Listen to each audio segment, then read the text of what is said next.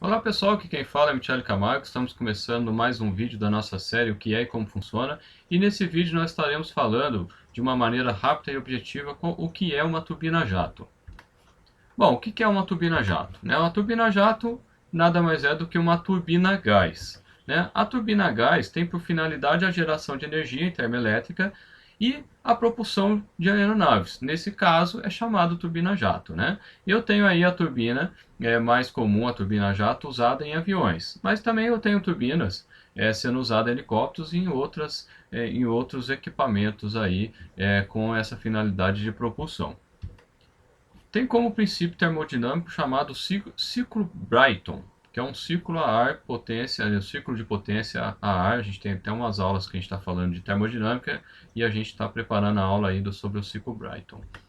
Bom, a turbina em si, a turbina jato ou a turbina a gás, seja ela aplicada para a turbina jato, que tem um diferencial só no final dela ali, no uso que eu quero dar para o equipamento, ela é composta de três partes principais.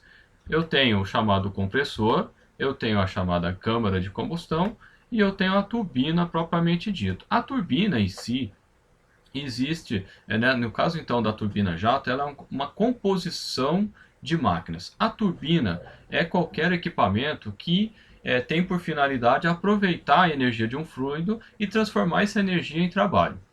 Quando a gente fala aqui no caso de equipamento, a gente está falando de transformar a energia hidráulica, a energia de um fluido, nesse caso de um fluido a gás, de um fluido gasoso ou vapor, e transformar isso em trabalho. Eu estou pensando num eixo que vai girar. Então a turbina ela pega essa energia que eu tenho do fluido e transforma no eixo girante.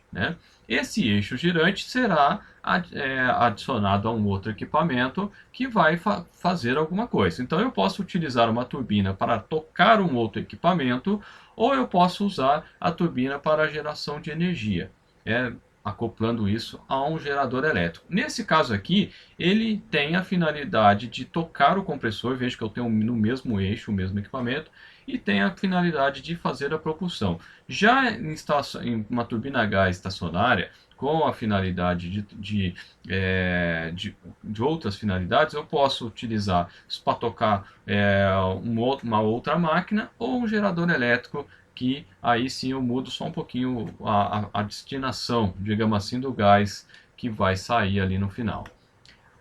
Eu tenho, é claro, que é importante também na turbina, mas não entra no ponto de vista lá termodinâmico, é o ponto 1, que seria a entrada, o bocal de entrada da turbina, e também o bocal de saída aí da turbina, que tem também um papel fundamental na turbina jato em específico.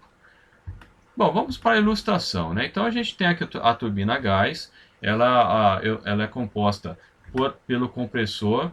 O compressor ele é um compressor axial, então o fluxo a turbina, quando a gente fala, o equipamento, quando a gente fala que ele é axial, quer dizer que o fluxo acontece ao longo do eixo. Então é isso que acontece. Qual que é a finalidade do compressor? O nome já fala, comprimir no caso aqui, comprimir o ar. Então ele admite ar. Aqui é uma quantidade muito grande de ar que vai acontecer. E aí eu tenho também a chamada câmara de combustão. O que a câmara de combustão faz? Ela queima combustível para adicionar aí energia ao fluido que foi comprimido ali. Veja que no exemplo eu tenho um eixo que ele é acoplado no mesmo eixo, eu tenho no mesmo eixo a turbina propriamente dito. Então a turbina, o que ela faz? Ela pega o gás que ele foi primeiro comprimido, então eu gasto um pouco da energia que a turbina tem disponível para comprimir o gás. Parte desse ar ele passa por dentro ali do eixo da turbina. Então parte ele passa na região central, se você for acompanhar ele vai passar pela região central, e parte vai para a câmara de combustão, aonde eu efetuo a queima do combustível. Quando eu efetuo a queima do combustível, aí eu tenho um adicional de energia no meu fluido. Veja que, se eu for pensar do ponto de vista termodinâmico, se eu fizer o gráfico temperatura por entropia, o que acontece? Eu tenho o ponto 1, que seria a entrada do meu equipamento, aí justamente eu estou indicando aqui na parte central, né? A maior parte do ar passa por ali. E aí o que, que vai acontecer? No compressor eu tenho uma compressão isoentrópica. O que, que é a compressão isentrópica? Que acontece na mesma entropia. Esse aqui é o ciclo teórico Brighton, né, que a gente está falando. Então do ponto 1 ele vai para o ponto 2 logo acima. Quando eu chego no ponto 2, parte do ar passa batido direto e parte vai para a câmara de combustão. O que, que acontece? Eu queimo então uma parte né, o ar ele entra e se mistura com o combustível e eu tenho a queima então desse combustível. Quando acontece a queima, o que, que acontece? Eu aumento a temperatura do meu gás, agora passa a ser um outro gás, né, produto da combustão, uma parte dele, né, e eu tenho um aumento da entropia do meu fluido. O que, que acontece logo na sequência? Aí eu vou para a turbina. Então, parte do ar que eu tinha comprimido, ele vai para a turbina com uma alta pressão.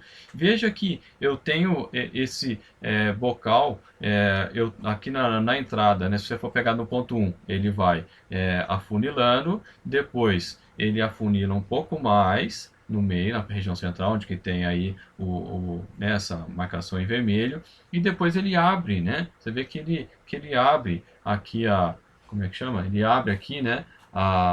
O bocal para aqui. Quando eu faço isso, eu estou transformando parte de pressão em velocidade, porque eu estou aumentando a área, né? Mas também tem o efeito da compressibilidade. Quando passa pela turbina, aí ele toca a turbina também e vai gerar a energia suficiente para fazer com que o eixo gire, o compressor de todo o conjunto gire. Bom, daí o que, que acontece? Eu estou no ponto 4 ali, logo depois da turbina.